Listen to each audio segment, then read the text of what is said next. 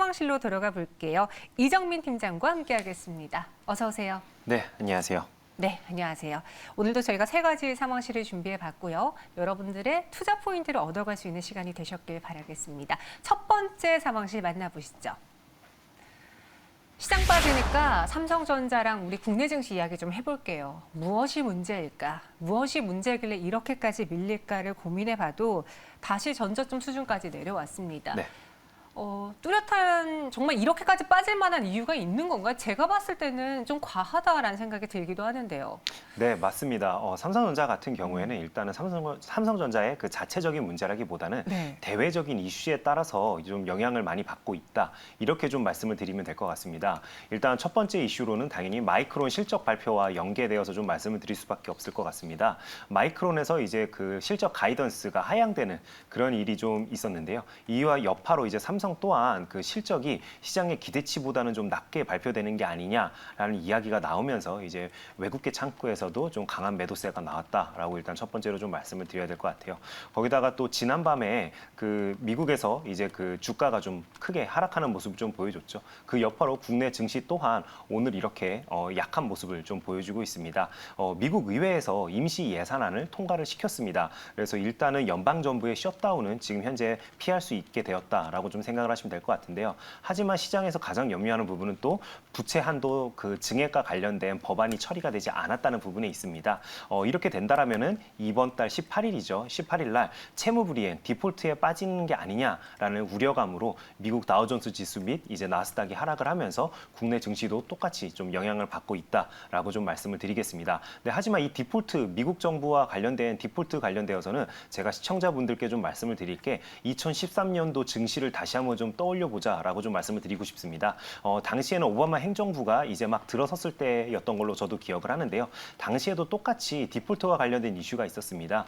당시에 실제로 이제 채무불이행과 관련되어서 법안이 제때 통과가 되지 않아서 연방 정부가 이제 멈추는 그런 이제 이슈가 있었었죠. 당시에 국내 증시도 마찬가지로 이제 그 급락이 나오면서 다시 또 급등이 나오는 그런 좀 출렁 있는 모습을 보여줬습니다. 그래서 이런 대외적인 이슈로 국내 증시가 흔들리는 부분들은 네. 어쩔 수 없는 부분이겠지만 우리가 여기에 동요되어서 이제 저점에서 손절을 한다거나 또는 이제 이런 식으로 좀 뇌동 매매를 하실 필요는 없다. 이렇게 시청자 여러분들께 좀 말씀을 드리도록 하겠습니다. 삼성전자는 기업도 체크해야 되고 우리 증시도 체크해야 되는 참 어려운 투자 종목입니다. 보면요. 스마트폰 흥행하면서 분위기를 좀 반전시킬 수 있지 않을까 기대했는데 이 역시도 지금 악재 때문에 다 사라져 버렸고 오늘 보니까 삼성전자가 170억 달러 텍사스주의 반도체 공장 계약책을 임박했다라는 뉴스가 나왔는데 이게 만약에 체결되면 네. 오스틴 공장 나오면 뭔가 좀 분위기가 전환될까요? 오스틴 공장과 관련된 이슈는 네. 이미 뭐 시장에서 작년 이제 말부터 이제 이야기가 처음 이제 나왔었고요. 올해 내내 이제 이야기가 나왔던 부분이기 때문에 실제로 이제 예를 들어서 관련된 업체들이 수주와 관련된 공시를 올린다라면 저는 주가가 좀 반응할 것으로 보고 있습니다. 하지만 삼성전자 자체가 이번에 투자 발표를 한다고 해서 주가가 오를까에 대해서는 저는 잘 모르겠다라고 솔직하게 좀 시청자 여러분께 좀 말씀을 드리겠습니다. 왜냐하면 시장은 항상 새로운 소재 그리고 새로운 뉴스에 반응하기 마련인데 관련된 뉴스가 너무 시장에서는 좀 식상하게 받아들이는 부분이 있다라고 좀 일단 첫 번째로 말씀을 드리겠고요. 하지만 삼성전자와 관련되어서는 일단은 좀 말씀드릴 부분이 이제 비메모리 쪽에서 삼성전자가 전체적으로 시장에서 차지하는 비중은 약 한 17% 정도 됩니다. 근데 삼성에서 계속 TSMC를 따라잡겠다라고 이야기하고 있는 부분이기 때문에 긴 시계로 놓고 봤을 때 미국 시장이 됐건 한국 시장이 됐건 이제 캐파를 증설을 해서 이제 1등 업체를 따라잡기 위한 노력을 한다라면은 그런 부분에서는 당연히 이제 호재로 작용될 가능성은 있다라고 시청자 여러분들께 먼저 좀 말씀을 드리겠고요. 그다음에 방금 또 갤럭시 Z 플립과 관련되어서도 좀 말씀을 드려야 될 것 같아요. 100만 대 돌파가 곧 눈앞에 있다라고 오늘 아침에 이제 기사가 나왔죠. 저도 지금 현재 Z 플립 그 3 모델을 쓰고 있습니다. 처음에 저도 이걸 사면서 내가 과연 왜 핸드폰을 접어야 되지에 대한 의구심이 굉장히 많았었는데요. 실제로 써보니까 그립감도 굉장히 좋고 네. 나름 또 편한 측면이 분명히 있더라고요. 그래서 저처럼 생각하는 이제 그런 소비자들이 많아지면서 해당 제품에 대한 수요와 수요 또한 좀 증가를 하고 있는 게 아닐까 그렇게 좀 생각이 됩니다. 그렇기 때문에 투자 포인트를 길게 놓고 봤을 때는 삼성 충분히 지금 현재 기간적인 조정, 그다음에 가격적인 조정도 왔다라고 좀 생각이 됩니다. 그리고 지금 지난달과 같은 경우에도 디램과 관련되어서 이제 그 가격이 좀 떨어지는 게 아니냐라는 이슈가 있었었죠. 하지만 그 출하량만 놓고 봤을 때는 지난달에도 증가한 부분이 확인되고 있기 때문에 실제로는 반도체도 꾸준하게 지금 현재 수출이 잘 되고 있다라고 좀 말씀을 드리겠습니다. 73,000원 밑에까지 떨어졌습니다. 이정민 팀장님 스마트폰 지금 갖고 계세요? 저는 이제 밖에다가 지금 놓고 안에 촬영장에 들어왔는데요. 왜냐면요. 네. 그 에디션 갖고 있잖아요. 지금 네, 플립 맞습니다. 에디션 갖고 있어서 제가 보여드리려고 했는데 또 스튜디오에 안 들고 오셨다니 아쉽네요.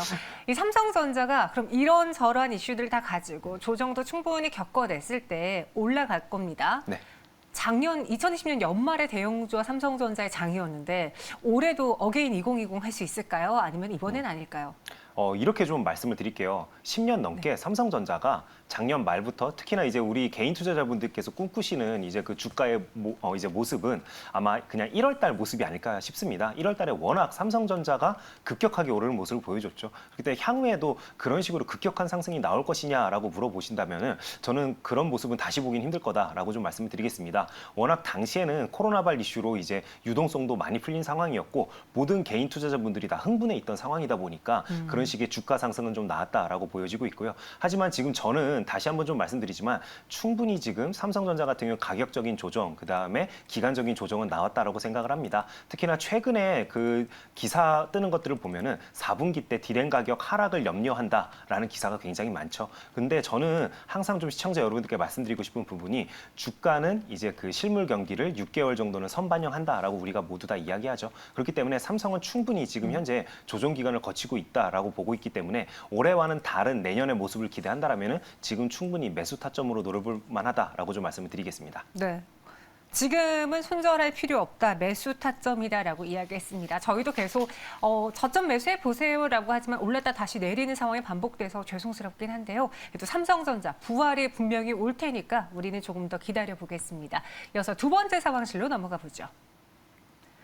종근당입니다. 코로나 치료제 임상 3상 소식이 나왔는데 이 나파벨탄을 보유하고 있잖아요. 네, 어떤 맞습니다. 치료제인가요? 네, 나파벨타는 종근단에서 이제 단백질 분해 요소 저해제로 사용하고 있는 의약품입니다. 네. 그래서 성분명이 이제 나파모스타트인데요. 나파벨타 같은 경우에 그 강점이 그 변이 여부에 관계없이 코로나 바이러스가 공통적으로 가지고 있는 스파이크 단백질 활동을 억제해서 세포 감염을 막는 기전을 가지고 있다는 데 있습니다.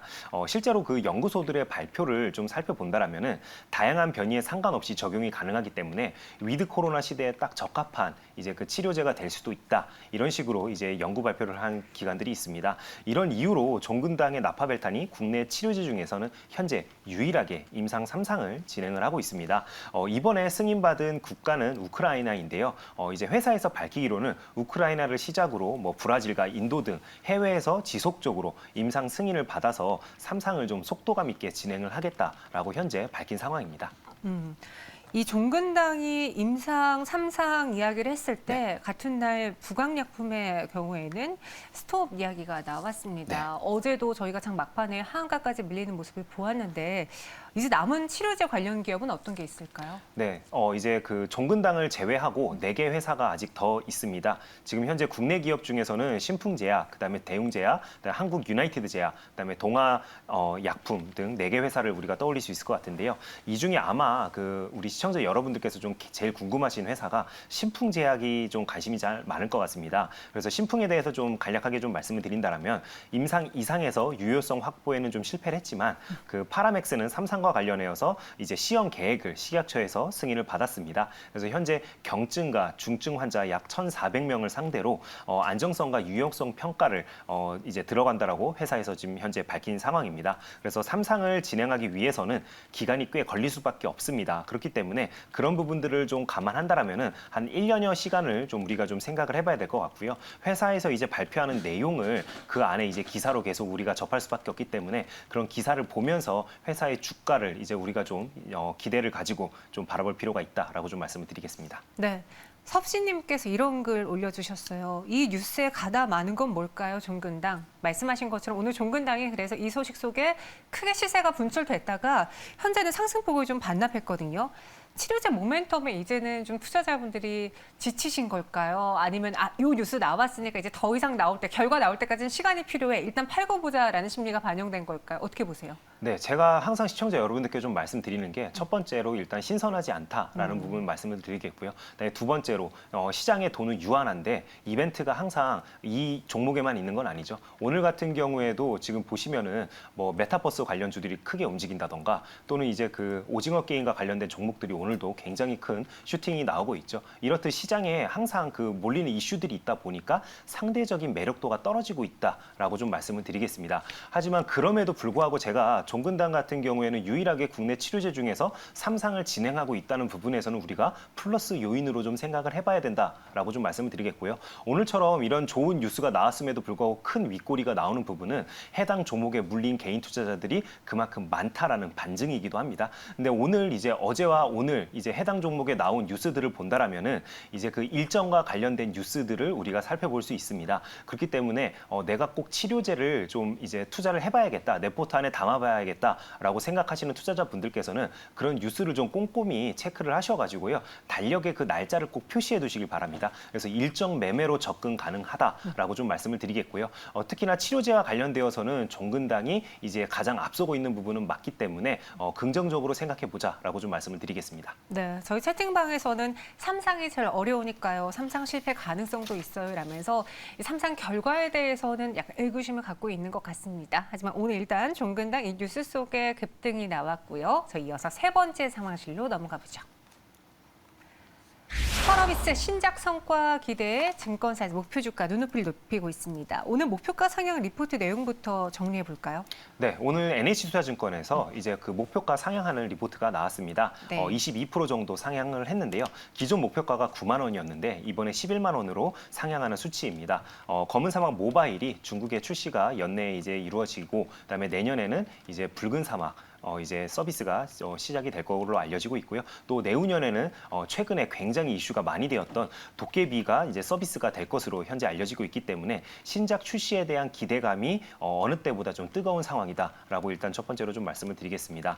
그 다음에 이제 시장에서 특히나 좀 주목하고 있는 부분이 검은 사막 모바일이 중국에서 오랜만에 출시가 되는 한국 게임이다 보니까 그래픽이나 구성 측면에서 중국 게임들보다는 아무래도 퀄리티가 좀 좋다라는 평가가 이어지고 있는 상황입니다. 그래서 이런 부분들이 실제로 이제 그 주가에도 오늘 오로지 좀 반영이 되고 있다. 이렇게 좀 말씀드리겠습니다. 최근에 게임주들의 신작들이 쏟아지고 있는데 네.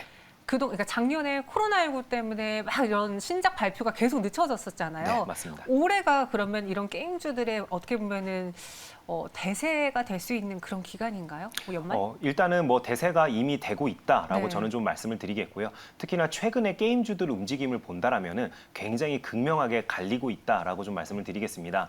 특히 이제 그 게임주와 관련되어서는 대장주로 우리가 NC소프트를 많이 떠올리죠. 근데 NC소프트 같은 경우에는 여러 가지 구설수에 휘말리면서 주가가 굉장히 많이 빠지는 모습을 보여줬습니다. 하지만 신작이 실제로 이제 그 시장에서 반응이 좀 좋다라는 이야기가 들리는 종목들은 큰 상승이 좀 나오고 있는데요. 대표적으로 좀 두 종목을 좀 말씀을 드릴 수 있을 것 같아요. 첫 번째로는 쿠키런이 이제 일본에서 흥행을 한다라는 이야기가 나오면서 데브시스터즈가 8월 저점 대비해서 200% 상승하는 모습을 현재 보여주고 있습니다. 그다음에 또 미르4가 그 위메이드에서 이제 출시가 되었죠. 근데 미르4가 이제 잘 나가고 있다. 특히나 이제 그 해외에서 이제 흥행을 하고 있다는 이야기가 나오면서 8월 저점 대비 250%나 상승하는 모습을 좀 보여주고 있습니다. 이렇듯 게임주가 2차 전지 섹터와 더불어서 지금 현재 시장에서는 가장 뜨겁게 지금 9월을 이어서 10월 달에도 달려가고 있는 모습을 보여주고 있는데요. 앞으로도 우리 시청자 여러분들께서 10월에도 이제 그 신작 출시를 앞두고 있는 게임사들이 있습니다. 그래서 이런 것들을 포털에서 좀 검색을 해보시면은 그 날짜가 다 나오기 때문에 이벤트성 매매로 좀 접근을 해보시는 게 옳은 방향이 아닐까 이렇게 좀 말씀을 드리겠습니다.